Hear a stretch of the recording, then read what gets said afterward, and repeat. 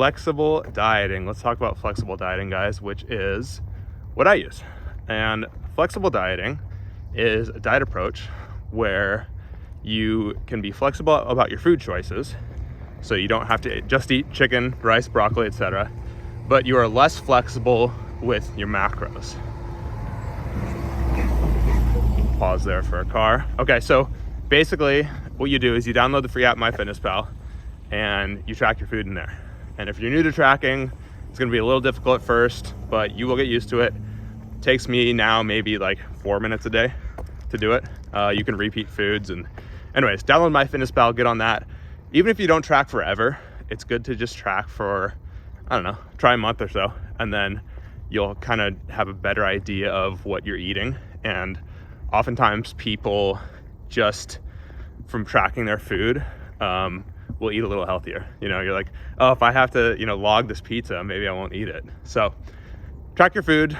And then the next level after that with flexible dieting is macros.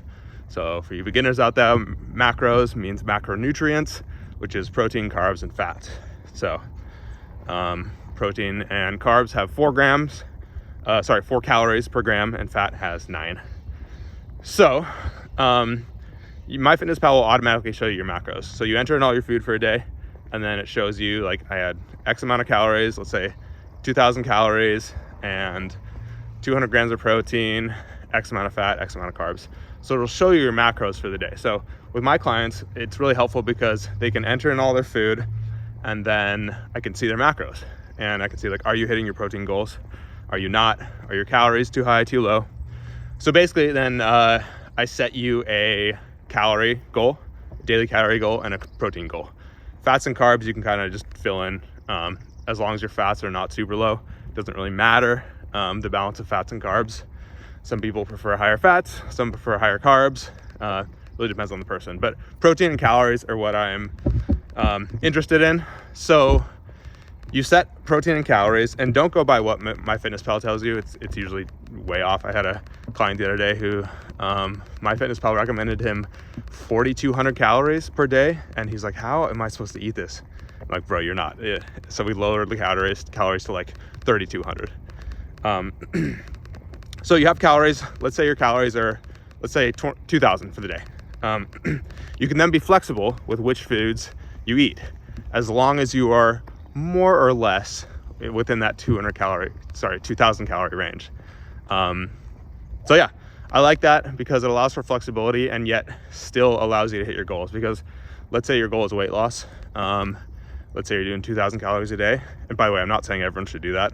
That would be low for me as a 200-pound man, active. So your calories depend on how active you are, how much you weigh, and how fast you want to lose weight. So, but let's just for ease say it's 2,000 calories.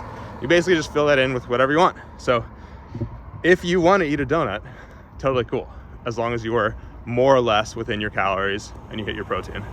IIFYM was the original term, if it fits your macros.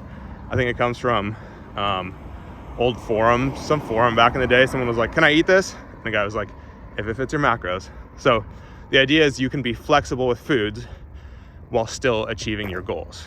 You can eat a donut here and then. Technically, you could lose weight on just Twinkies.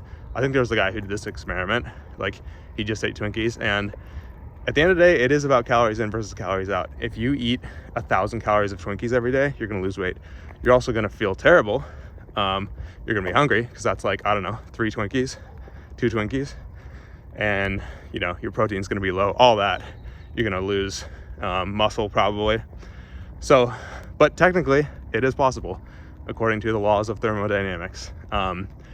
So if we go back from that extreme of just eating Twinkies, let's say you eat mostly healthy foods, mostly quote unquote clean foods, like protein, like potatoes. Potatoes are my favorite carb source, by the way, super filling. So you have mostly like potatoes, oats for carbs, apples, bananas, lean protein, chicken breast, chicken thigh, a little less lean, still totally cool. Egg whites, eggs, beef, whatever.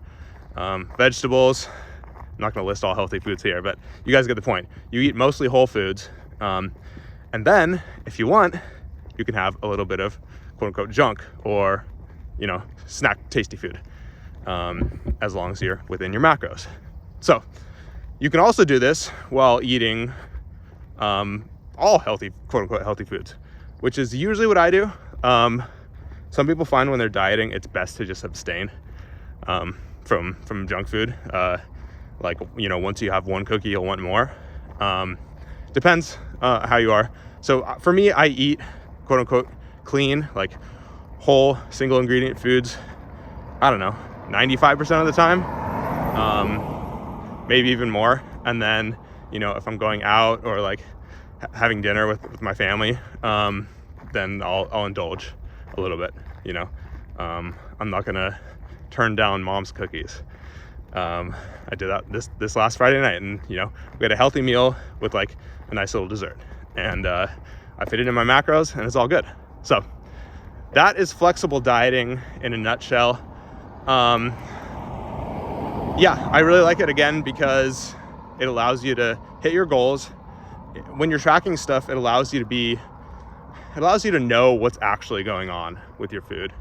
So you can actually see how many calories you're eating, how much protein, and then the individual food choices. Like for my clients, I don't even always check all the individual food choices. For new people, I often do, because food choice does matter. You know, if you're eating 2,000 calories of chicken, rice, and broccoli, mostly, that is going to provide better results than if it's 200 calories of Taco Bell. Even if your macros are the same, clean food is often, well, lower in fat, and just more filling, more fibrous is a big thing. Whole foods have more fiber, vegetables especially. So flexible dieting is not an excuse just to eat like crap and then you're like, oh, I ate 2,000 calories and I'm fine. No, don't do that. It just allows you to eat some of your favorite foods while still achieving your fitness goals, which I think is a really cool thing. So, but yeah, like I was saying, I don't always even check everyone's individual foods. Sometimes I do, depending on the person, but what I'm mostly looking at is the macros. Are they hitting their protein goals? Are they hitting their calorie goals? And are they continuing to lose weight if that is their goal? So that's flexible dieting. The other options are, you can do kind of like a meal plan. I've tried this with some clients. It's tricky because a meal plan, basically you forget about the calories. I just give them exactly what to eat. And kind of new to me, but I don't know how helpful it is to people, because they have to eat that exact same thing if they want to hit their calories, and it doesn't allow for a lot of flexibility. It's like this for breakfast, this for lunch, this for dinner. So I like flexible dieting for myself. That is what I do, and it's my preferred approach with clients. So there you go. That's flexible dieting in a nutshell.